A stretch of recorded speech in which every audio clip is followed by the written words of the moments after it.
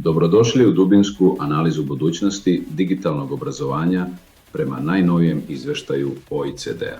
Ključni izazov je razdvajanje performanse od stvarnog učenja. Vi može poboljšati uspeh u zadacima, ali često smanjuje suštinsko razumevanje. Rizik metakognitivne lenjosti je realan.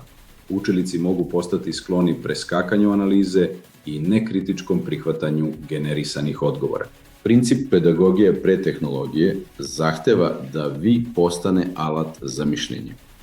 Najuspešniji su sokratski modeli koji vode razmišljenje kroz dijalog. Optimalan model je augmentacija, zajedničko razmišljanje i ko-kreacija znanja između nastavnika, učenika i veštačke inteligencije. Sumativno vrednovanje gubi smisao.